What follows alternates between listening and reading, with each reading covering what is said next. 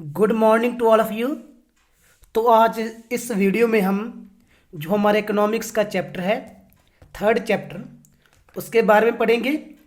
Chapter का name है जो agriculture development in India. Bharat में खेती का जो विकास हुआ था उसके बारे में हम इस चैप्टर में पढ़ेंगे। Introduction.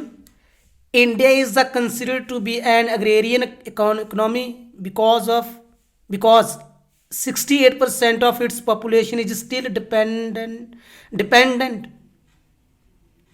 on agriculture for livelihood।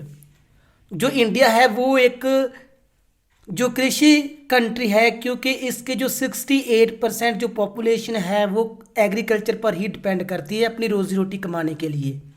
After independence, आज़ादी के बाद, स्वतंत्रता के बाद, Indians inherited a backward agriculture economy from the Britishers. अंग्रेजों के समय में जो भारत की खेती जो थी, एग्रीकल्चर थी, वो पिछड़ चुकी थी। Mahatma Gandhi considered agriculture as a soul of India. जो महात्मा गांधी थे वो खेती को देश की आत्मा मानते थे। इन दिस कंटेक्स्ट नेहरू, इसके संबंध में नेहरू ने कहा था, हैड आल्सो सेड, ये भी कहा था, एग्रीकल्चर नीड्स मोस्ट प्रायोरिटीज। तो खेती को सबसे पहल देनी चाहिए। Emphasising the importance of agriculture की महत्ता को देखते हुए डॉक्टर V.K.R.V. राव, उन्होंने भी कहा था, said, if the vast mountain of development is to be crossed under 5 year plans. अगर जो विकास का जो महान पर्वत है, अगर हम उसको पार करना चाहते हैं इस 5 साल योजनाओं में, 5 ईयर प्लान्स में, then the targets fixed for agriculture will have to be achieved. तो हमें एग्रीकल्चर के लिए जो टारगेट बनाना पड़ेगा, उसके थ्रू हम इस विकास के जो महान पर्वत को पार कर सकते हैं। In the words of eminent Indian scholars, जो महान विद्वान थे, Dantwala, for the economic development of Indian economy success in the field of agriculture leads the country to the path of economic progress.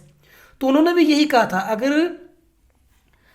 तो जो विकास होगा इंडिया का, अगर इंडिया की खेती का विकास जितना ज़्यादा किया जा सकेगा, तब हम जो विकास के जो रास्ता है, प्रोग्रेस, तभी हम इसको प्राप्त कर सकते हैं। तो उनका कहने का मीन्स ये था कि सबसे पहले एग्रीकल्चर में जो विकास होना चाहिए, क्योंकि मेन जो सोर्स है इंडिया भारत का वो एग्रीकल्चर ही माना जाता है।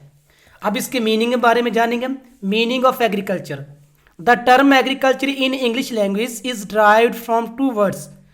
जो एग्रीकल्चर है वो 2 शब्द इंग्लिश के 2 वर्ड्स से ली गई है। एग्री जिसका means field, and culture means cultivation, और कल्चर का मीन्स खेती करना।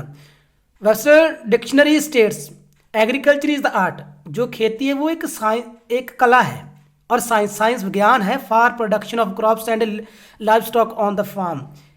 क्रॉप्स को उगाने का और पशुपालन का जो एक कला है, उससे हम एग्रीकल्चर का नेम देते हैं। ये इंग्लिश के 2 वर्ड से ली गई है। थर्ड पॉइंट जो है इसका, importance of agriculture in Indian economy. Bharat की आर्थिकता में खेती का क्या महत्व है। Planning commission has rightly said, उन्होंने ये कहा था, जो प्लानिंग कमीशन था, development of agriculture is most essential for the success of the plans. किसी भी योजना के लिए एग्रीकल्चर का विकास होना बहुत अनिवार्य है। Growing population of India depends on agriculture for food. Bharat की बढ़ती हुई जनसंख्या है वो भोजन के लिए खेती पर ही डिपेंड कर रही है। Industries, commerce, foreign trade and transport of the country, ये सभी वस्तुएं, जो सभी सेवाएं हैं, depend entirely on Indian agriculture. ये पूर्ण रूप पर ही भारतीय खेती पर निर्भर करती हैं। चाहे वो इंडस्ट्री की बात करें, चाहे कमर्स की बात कर लें, चाहे फॉरेन ट्रेड की बात कर लें। Importance of agriculture to the economy of the country is clear from the following factors. जो खेती की महत्ता है, उसका आर्थिकता में जो महत्व है, वो निम्नलिखित जो फैक्टर दिए गए हैं, परिणाम दिए गए हैं, उनको हम पढ़कर इसका जो एग्रीकल्चर का महत्व है वो उससे बड़ीबंत हम जान सकते हैं। Contribution in national income. राष्ट्र की आमदन में जो योगदान है एग्रीकल्चर का, about 40% of national income of India comes from primary sectors like agriculture and forestry etcetera. लगभग जो 40% जो राष्ट्र की इनकम में योगदान होता है वो जो एग्रीकल्चर खेती बाड़ी है और जो जंगल फॉरेस्ट है उससे आता है, उनमें से ये प्राप्त किया जाता है। During the period of planning, जब प्लानिंग योजना के टाइम के दौरान, share of agriculture in the national income, जो राष्ट्र की आमदन में जो इसका एग्रीकल्चर का शेयर था, has been raising between 51% to and 29%। ये 51% और 29% के करीब रहा as compare to the other sectors, दूसरे सेक्टर्स की तुलना में। लाइक इंडस्ट्रीज़ की बात करें, ट्रेड, इनकी बात करें, उनमें से ये एग्रीकल्चर का जो शेयर था वो 51% था। The share of agriculture in India's national income is very large. Bharat की राष्ट्र जो आमदन है उसमें जो एग्रीकल्चर का शेयर है बहुत ज़्यादा है। Although it is gradually diminishing, चाहे ये धीरे धीरे घट रहा है, इन द डेवलपमेंट और रिच कंट्रीज, जो विकसित हो चुके हैं देश, जो अमीर कंट्रीज हैं of the world, agriculture is Fairlie developed, वहाँ पर जो एग्रीकल्चर है वो अच्छे से विकसित हो चुकी है। But its percentage contribution to the national income is very small. But उनका जो उन देशों में जो राष्ट्र उनकी जो नेशनल इनकम होती है उसमें जो योगदान है एग्रीकल्चर का वो बहुत कम पाया जाता है। चाहे वो उन कंट्रीज़ में जो एग्रीकल्चर है बहुत ज़्यादा विकसित हो चुकी है, बट उनका जो कंट्रीब्यूशन है, जैसे इंडिया में कंट्रीब्यूशन जो है नेशनल इनकम में वो बहुत ज़्यादा है, बट वहाँ पर इतना ज़्यादा नहीं है। Second, source of food supply, ये फूड का सोर्स माना जाता है एग्रीकल्चर को। Agriculture provides food to population and food to livestock in India.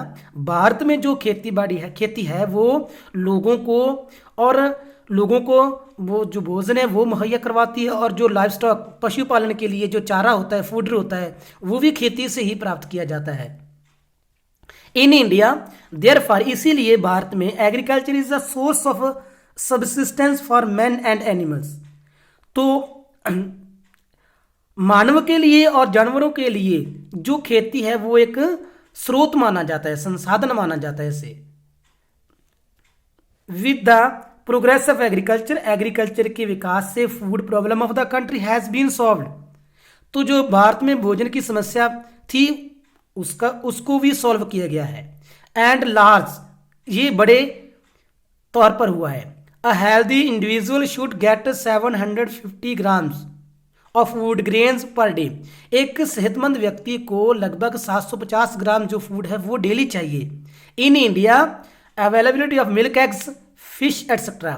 Bharat में मिल्क और एग्स की और फिश की उपलब्धता होने के कारण इज़ वेरी लिटिल, ये कम है। Hence the need of cereals is, इसीलिए जो अनाज की जरूरत है मच, वो ज़्यादा है। Indians gate small quantity of vegetables, pulses and edible oils. भारतीय लोग जो है वेजिटेबल्स और दालों और एडिबल्स ऑयल्स उनकी जो क्वांटिटी होती है वो कम गेन करते हैं, प्राप्त करते हैं। There average availability should be, जो उनकी औसतन होनी चाहिए, जो उसका यूज़ होना चाहिए, शुड बी 25.5 ग्राम्स पर पर्सन, वो इतना होना चाहिए 25.5 grams. But it is only 14.6 gram, but ये तो सिर्फ 14.6 ग्राम्स के करीब के आसपास है। इन दिस रिस्पेक्ट, इसके संबंध में Freeman has rightly observe, उन्होंने ये स्पष्ट कहा था, our progeny might say strategically that their ancestors in the 20th century reached the moon successfully but failed to provide bread and butter to its children। उन्होंने ये कहा था कि हमारी जो आने वाली जनरेशन है वो चाहे मून पर पहुंच जाएगी 20 सेंचुरीज में, बट वो अपने बच्चों को जो भोजन है वो संतुलित भोजन है, प्रॉपर फूड है, वो मुहैया करवाने में असफल रहेंगे। तो इस वीडियो में हम इतना ही रीड करेंगे। Thanks, have a nice day.